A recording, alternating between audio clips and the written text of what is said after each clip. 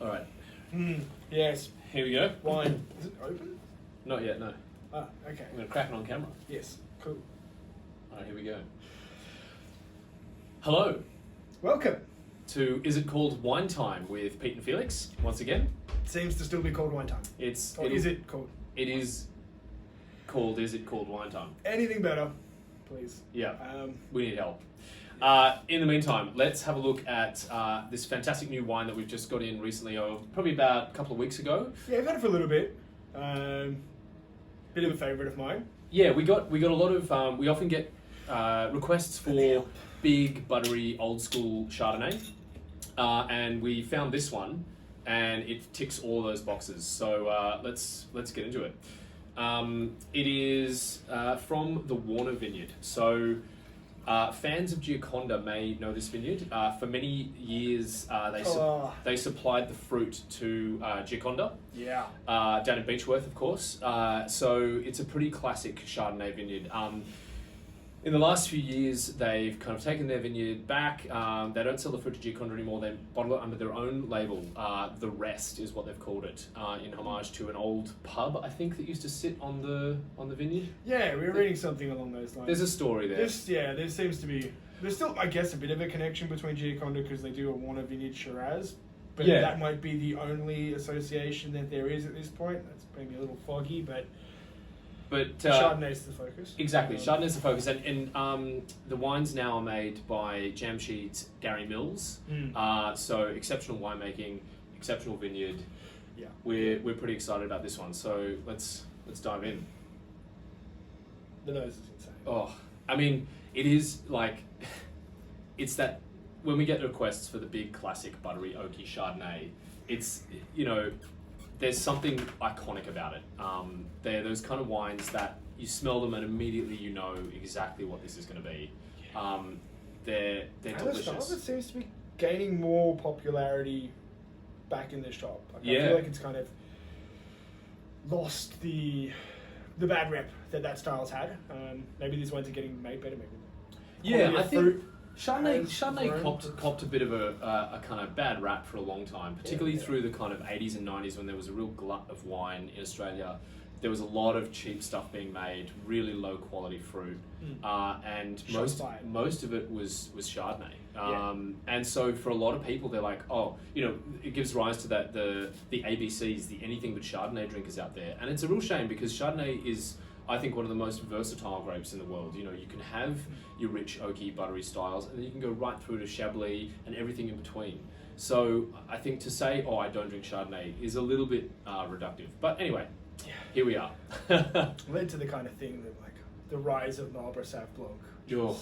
Why? Lest we forget. Yeah, we didn't need to go that way, but here we are. So straight up, you get that kind of sort of struck match sulfur from the barrel. There's plenty of kind of nougat, sort of mealy oak notes. Lots of almond meal. Yeah. The barrel thumbprint's pretty strong. Yeah. But I guess it's intentionally the style, so you're seeing a lot of French oak. Yeah, and probably a fairly high portion of new oak for maturation as well, which gives that sort of vanilla caramelly kind of character. There is a kind of white stone fruit character in there as well. I know. There is fruit there, but it's really just kind of like bound in wood. Yeah, it's very kind of oaky and structural, and definitely of that style, and that sort of struck match gunflint sulfur kind of thing. Beautiful nose. It smells like a really well, for lack of a better term, built Chardonnay. Yeah. Structure would be the thing. This would be something that I would love to see with age. Potentially lack the self-control to put one down for that long, but wow, the palate is so generous and ripe. It's creamy. It's opening up so much in the glass too. Like, we just opened it, as you saw. I've had one of these day two. Pretty Incredible. good. Yeah, Pretty I good. mean, I really think that a bit of time or a bit of air adds so much more complexity and definitely like an extra dimension to something that's already quite complex. This is definitely your style of wine, isn't it? I mean, that sort of 1000%. Yeah, that richer kind of fuller-bodied style. 1000%, yes. I have good taste. What can I say? Other than speak highly about myself. It's really, it ticks all those boxes for the classic kind of buttery Chardonnay. But yeah, there's The that oak- refinement. Yeah, the oak on the palate is not as pronounced as I thought it would be on the nose. The nose is really quite prominent, but the palate is a lot more subdued and really well integrated. The dominant kind of character and I guess texture I get on the palate is that sort of creamy, buttery sort of silkiness.